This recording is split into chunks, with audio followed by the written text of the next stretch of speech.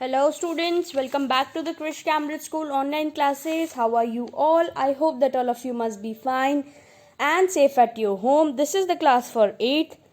Our subject is SST and today we will be discussing the question and answers of your new chapter of Civics 1, which is the Indian Constitution. बेटा ये chapter हम already complete कर चुके हैं और आप इस chapter में जान चुके हैं that what is constitution, why constitution is important, why there is a need of constitution in each and every country, what is a democratic country, what is federalism, what is separation of power, what are the tiers of government, and you can say about the secularism, about fundamental rights, fundamental duties, and at last we discussed about the DPSP's directive principles of state policies. So today we will be discussing the question and answers and the keywords of the chapter, which includes all the hard words which came in your chapter. We will be discussing each and every hard word in this video today and the question answer. So before that, keep your book in front of you, keep a pencil in your hand. Just like me, I always have a pencil in my hand so that I will have a better understanding and you will also have a better understanding what we are actually talking about. So this was the brief introduction about the chapter, about the class. So let us begin. Firstly, you will have to come on page number 167. Okay, come on page number 167. Yeah, so let us begin our class now. The first word in the keywords is arbitrary. ठीक है, ये जो word है बेटा arbitrary आपका पहला word है.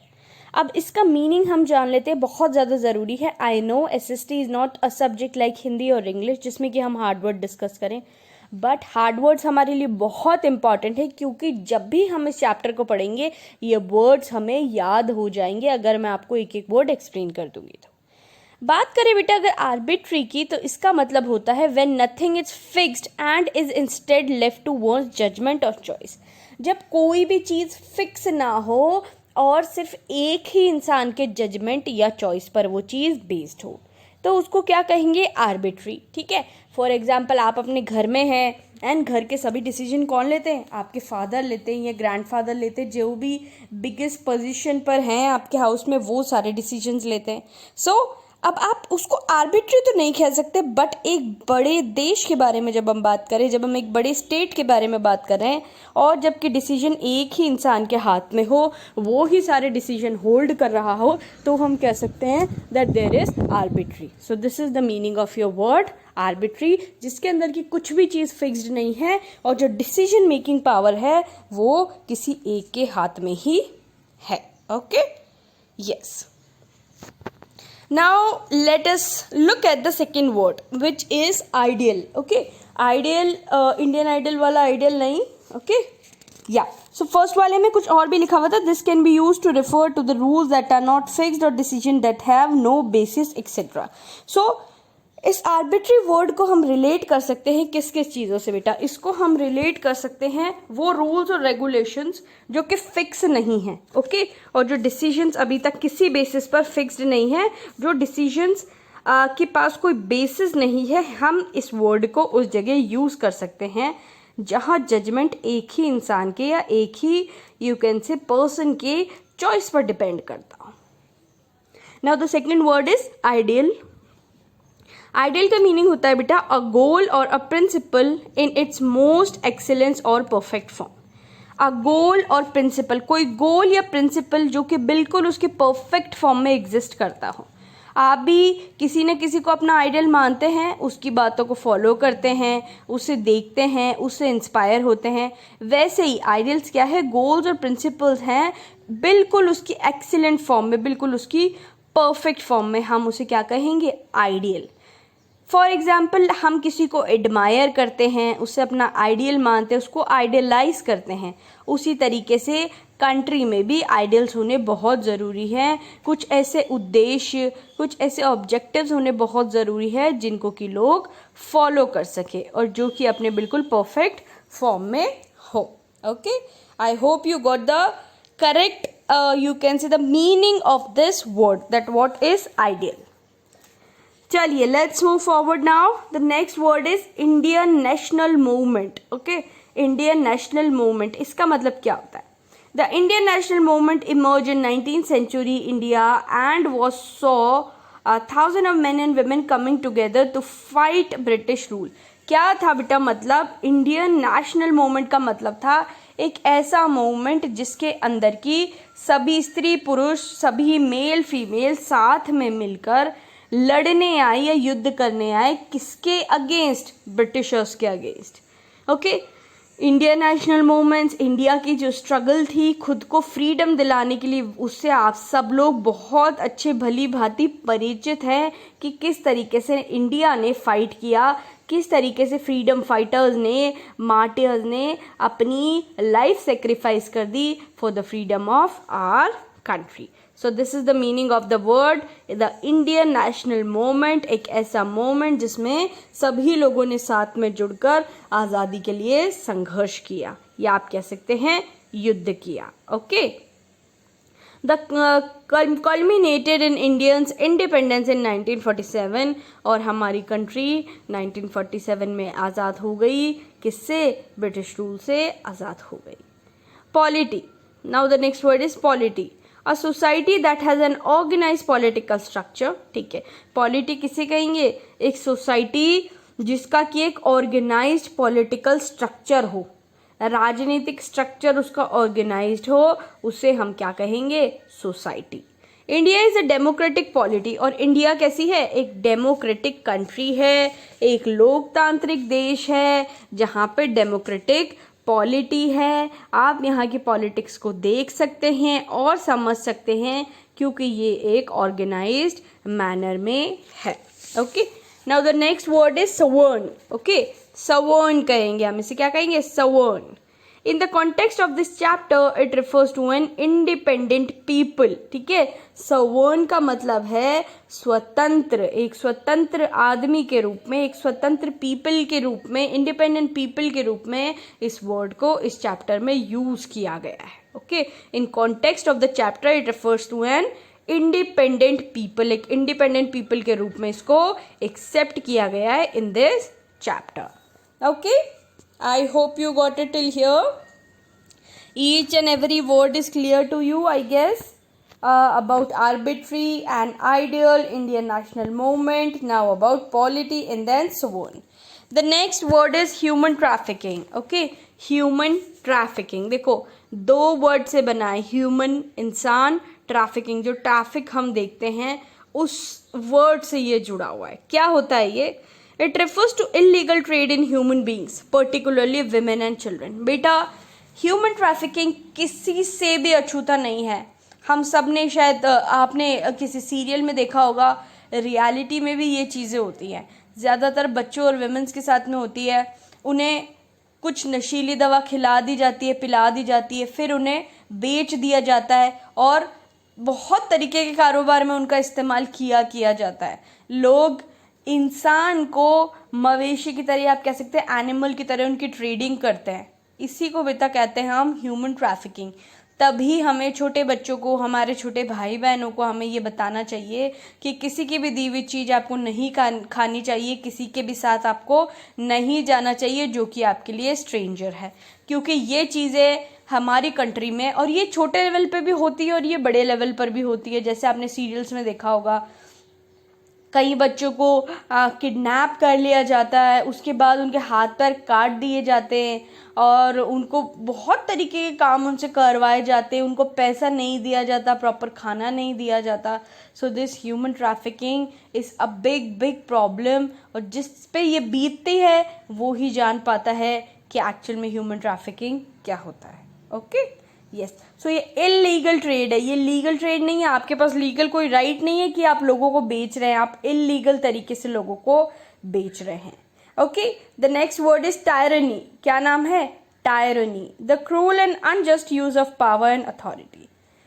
देखिए, मोनार्की हमने डिस्कस किया, डेमोक्रेसी हमने डिस्कस किया. मोनार्की में एक ही किंग के पास सारा आप कह सकते हैं पूरा दायित्व उस किंग के पास ही है कि वो किसी भी तरीके से डिसीजन ले सकता है. और किंग हमेशा डिसीजन, या आपको भी अगर हम पावर देते हैं डिसीजन लेने की, अगर आप एक मोनार्की कंट्री में, तो आप हमेशा वैसा ही डिसीजन लेंगे जिससे आपको प्रॉफिट होगा. आप क्यों पब्लिक के बारे में सोचेंगे, आप क्यों लोगों के बारे में सोचेंगे? क्योंकि आपके लिए वो क्या है? They are nothing for you, they are just the people, they are not having any power, they are not having any rights. So tyranny का मतलब ये होता है बेटा, एक पावर और अथॉरिटी का गलत जब यूज किया जाता है. ठीक है, जब लोगों के बारे में बिना सोचे पावर का यूज किया जाए और वो अनजस्ट हो, क्रूअल हो, हम उसे क्या कहेंगे? टायरनी कहेंगे हम उस वर्ड को. ये आप इसको हिंदी में कह सकते हैं तानाशाही. ठीक है, तानाशाह. Okay, so these were the important words of your chapter. ठीक है, जो हमने यहाँ डिस्कस करें. आपको बहुत अच्छे से मैंने एग्जाम्पल्स के साथ एक एक वर्ड बताया. अब आपको ये word, you will remember these word for your whole life. Okay, I think कि आपको ये हमेशा याद रहेगा. Now what we will do your exercises. Okay, exercise के बारे में आज हम डिस्कस करेंगे. आपकी एक्सरसाइज को आज कंप्लीट करेंगे. चलिए, let's begin. Yes, so the first question of your exercise, page number 167, multiple choice question है, MCQ. आपको करेक्ट आंसर को टिक करना है. A country functions according to the. ठीक है, कंट्री किसके अकॉर्डिंग फंक्शन करती हैं? ओके, तो पूरा चैप्टर ही उसी चीज़ के बारे में था. This is a book of rules which helps a country to guide, which helps a country to establish its power, which helps the country to work. ठीक है, सो ये बात ही हमने पूरे चैप्टर में कॉन्स्टिट्यूशन के बारे में करी है. तो बताइए, a country functions according to the. Country किसके अकॉर्डिंग फंक्शन करती है? कानून के अकॉर्डिंग, अमेंडमेंट के अकॉर्डिंग, प्रीएम्बल के अकॉर्डिंग, या आपके कॉन्स्टिट्यूशन के according? I am giving you 5 seconds. Think about your answer. What is your answer? That how a country functions. एक कंट्री कैसे फंक्शन करती है? Yes, you are guessing it right. So your correct answer will be constitution. किसके according work करती है बेटा? संविधान. संविधान जिसके बारे में हमने पूरे चैप्टर में पढ़ा. किसके अकॉर्डिंग वर्क करती है? अपने संविधान के अकॉर्डिंग, कॉन्स्टिट्यूशन के अकॉर्डिंग कोई भी कंट्री वर्क करती है. ये सबसे मेन एलिमेंट है किसी भी कंट्री का. So what will be your answer? B constitution. Tick कर लीजिए ये answer fast. Yes, all of you will tick this answer C. Okay? Yes. Let's move forward now towards the second question. तो country किसके according work करेगी? Constitution के according country work करेगी. So आपका answer हो जाएगा C, constitution. Second question, state government is dash tier of government. State government जो है वो आपकी गवर्नमेंट का कौन सा टियर है? कौन सा आप कह सकते हैं कौन सा लेवल है? फर्स्ट लेवल है, सेकंड है, थर्ड है, या फोर्थ है? पहले तो ये बताएंगे कि गवर्नमेंट के कितने लेवल्स हैं, जो कि हमने कहाँ पढ़ा था? चैप्टर में हमने ये पढ़ा था फेडरलिज्म में. फेडरलिज्म की जब हम बात करते हैं, ओके, यस, फेडरलिज्म की जब हम बात करते हैं तो ये देखते हैं कि 3 लेवल्स में कंट्री की गवर्नमेंट को डिवाइड किया गया है, जो मैंने आपको बहुत अच्छे से एक्सप्लेन किया था. Centre, state and Panchayati Raj. Okay, क्यों 3 क्यों है? क्योंकि यहाँ जो बैठी हुई सरकार है वो यहाँ अच्छे से रूल नहीं कर सकती, उसे नहीं पता यहाँ की एक्चुअल सिचुएशन क्या है. So what your answer will be? Yes, take your time and mark your answer. फिर करेक्ट कर लीजिएगा जब मैम आपको सही करवाएंगी. ओके, तो स्टेट गवर्नमेंट कौन सा हो गया हमारा? स्टेट गवर्नमेंट हो गया बेटा हमारा, या स्टेट गवर्नमेंट हो गया हमारा सेकेंड टियर. सबसे पहले आया सेंट्रल गवर्नमेंट. ठीक है, सबसे पहले आया केंद्र. ठीक है, उसके बाद आया राज्य, उसके बाद आया पंचायती. याद रखेंगे ये तीनों चीजें. ओके, फेडरलिज्म का पार्ट है. Okay, break down of the government, tiers of the government, first, second, third. So answer क्या होगा हमारा? आंसर होगा हमारा, या just give me a second, answer will be second. यहाँ लिख देंगे second. Okay, yes, write it down fast. Okay, let's move towards the third question. Third question क्या कह रहा है हमारा, चले पढ़ेंगे थर्ड क्वेश्चन. रीड करिए. According to the Indian constitution there are dash organs of the state. ठीक है, कंट्री को तो डिवाइड कर दिया, अब स्टेट को भी डिवाइड करना पड़ेगा. किस तरीके से सबके हाथ में शक्ति बांट दी जाएगी. मैंने आपको एग्जाम्पल दिया था, ये आपकी फैमिली है, फैमिली में इतने सारे मेंबर्स हैं, सब सारे काम तो कर नहीं सकते, तो सबको क्या कर दिया जाएगा, डिवाइड कर दिया जाएगा. आप ये काम कर लो, आप ये काम कर लो, आप मार्केट का काम कर लो, आप होम का काम कर लो, घर का काम आप कर लो. इस तरीके से तो हमारी कंट्री में भी तो हमें पावर्स को डिवाइड करना पड़ेगा ना, तभी तो कंट्री में वर्क इजीली हो पाएगा. क्या पढ़ा था हमने, एग्जीक्यूटिव, उसके बाद या एग्जीक्यूटिव, लेजिस्लेटिव, देन जुडिशरी. याद आया आपको. यस, एग्जीक्यूटिव रूल्स बनाता है, लेजिस्लेटिव उसको फॉलो करवाता है.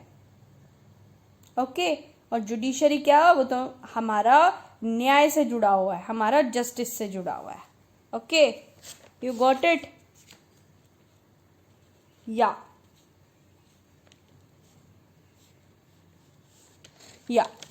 सो just do a correction. Legislative rules बनाता है, एग्जीक्यूटिव उसका एग्जीक्यूशन करवाता है, और जुडिशरी आपका लॉ से रिलेटेड है. ओके, सो कितने ऑर्गन्स हो गए, फिर से याद करिए, कितने ऑर्गन्स हो गए. Yes, 3 organs, legislative, executive and judiciary. लेज से याद कर लीजिए, लेज. Okay, legislative, executive, judiciary. इसने रूल बना दिया, इसने उसको इम्प्लीमेंट करवा दिया. अब उसके इम्प्लीमेंट करने के बाद अगर कोई भी मिस्टेक होती है तो ये हमें जस्टिस प्रोवाइड करेगा. सो 3 टीयर्स में किसको बांटा है, हमारी कंट्री के ऑर्गन्स को डिवाइड किया गया है. स्टेट के ऑर्गन्स को कितने पार्ट्स में, 3 पार्ट्स में. So answer will B 3. Okay, write down 3 in the space and tick 3.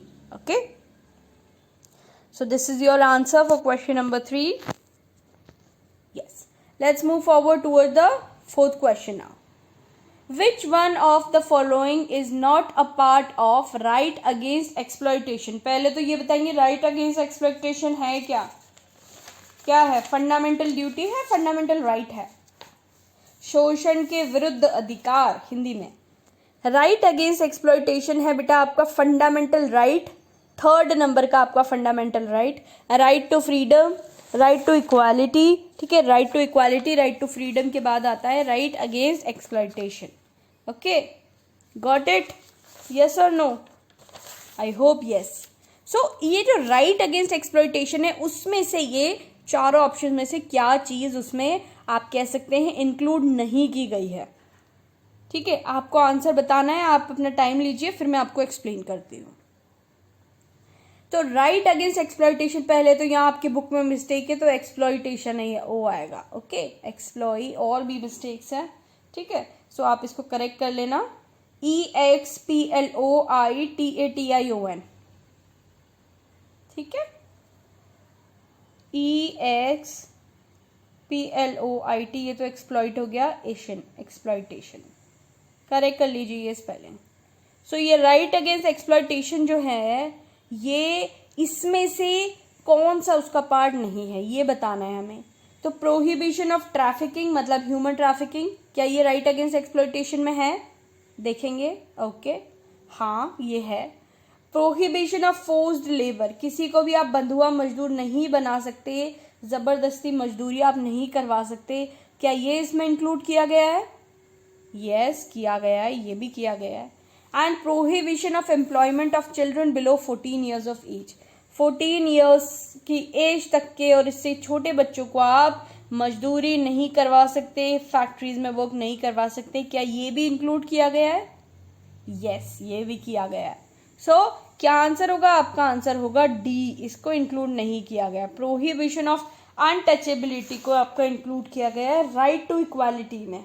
Okay, right to equality को पढ़ेंगे तो उसमें पढ़ेंगे prohibition of inequality.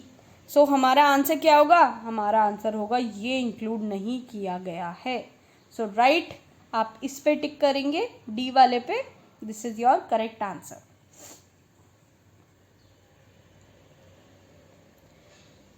Prohibition of untouchability मतलब होता है कि छुआछूत वाली जो चीज़ थी ना, कि हम इसे टच भी नहीं करेंगे, तो आप ऐसा किसी के भी साथ नहीं कर सकते। किसी भी बेसिस पर आप ये नहीं कर सकते कि आप किसी के साथ अनटचेबिलिटी करें। और बाकी जो चीज़ें हैं यहाँ पे, ये जो prohibition of trafficking, prohibition of forced labour and prohibition of employment of children below 14 years of age, ये इंक्लूडेड है आपके राइट अगेंस्ट एक्सप्लॉयटेशन में। आंसर कर दीजिए अपना tick. Yes, this is your answer. Let's move forward toward the fifth question. या under which one of the following fundamental right the constitution of India prohibits forced labour and children working under the 14 years of age. बिल्कुल हलवा question मिल गया हमें यहाँ पे। ऊपर वाले question से सेम रिलेटेड आंसर यही है, सेम आंसर यही है कि राइट अगेंस्ट एक्सप्लॉयटेशन में बच्चों को 14 ईयर से कम एज के नीचे काम करने का अधिकार नहीं दिया गया है। ओके, ये चीज़ याद रखेंगे आप लोग। सो आपका आंसर क्या होगा? बी। क्या होगा आपका आंसर? आपका आंसर होगा ये बी। इस पे टिक कर लीजिए। ओके, सो आपको सारे जो आपके फंडामेंटल राइट्स हैं बाय हार्ट आपको याद होने चाहिए। That is very much important. Okay, so this was your class for today. I hope ये सारे वर्ड्स आपको लिखने हैं। Each and every word you will have to write down in your notebook and what you will have to do, इनको याद करने की कोशिश करेंगे। इन वर्ड्स को हम याद करने की कोशिश करेंगे। सो असाइनमेंट्स आप लिख लीजिए। असाइनमेंट, पहला असाइनमेंट तो question 1, right all difficult words. मैंने एक एक वर्ड आपको अच्छे से एक्सप्लेन किया है। Write all difficult words and try to learn them. Learn मतलब आपको रट्टा नहीं लगाना है, आपको इन वर्ड्स के मीनिंग को बहुत अच्छे से अंडरस्टैंड करना है। ठीक है, एक एक वर्ड लिखेंगे, उसके मीनिंग को हम अंडरस्टैंड करने की कोशिश करेंगे। और ये जो वर्ड है आपका यहाँ पे ह्यूमन ट्रैफिकिंग, इसके बारे में सर्च करेंगे ऑन गूगल क्या होता है ये, और कुछ डिटेल्स फाइंड करेंगे अबाउट दिस ह्यूमन ट्रैफिकिंग, क्या होता है human trafficking. Okay, next assignment will be to do all these question. Okay, to do question A exercise का फुल कंप्लीट क्वेश्चन करना है आपको और अपनी नोटबुक में इसे नोट डाउन करना है। Okay students, so this is your assignment for today. I hope you like the class and I hope you enjoyed the class. क्या करना है? हमें घर पे रहना है, हमें सेफ रहना है, सैनिटाइज़र मास्क का यूज़ करना है, कहीं भी बाहर नहीं जाना है, अपनी स्टडीज़ को हमें कंटिन्यू रखना है और बिल्कुल हमें मोटिवेटेड रहना है, मोटिवेटेड होकर हमें आगे पढ़ना है। In the next class I will be discussing the remaining question, जो है आपके बचे हुए क्वेश्चन उसको डिस्कस करेंगे। So then till then all of you take care of your self, your parents, जो भी आपके घर में फैमिली मेम्बर्स हैं उनकी भी हेल्प लीजिए। उन्हें नहीं पता है फंडामेंटल राइट्स तो उन्हें बताइए ताकि आपको भी याद हो। Okay, and start making the notes. Notes बहुत ज़्यादा ज़रूरी हैं एसएसटी जैसे सब्जेक्ट में। अगर आपको अच्छे मार्क्स लाने हैं तो नोट्स आपको बनाना बहुत ज़्यादा इंपॉर्टेंट है। So try to do all these things. Till then take care of your self. I hope you like the class. I will see you in the next class. Till then, be safe. Thank you again.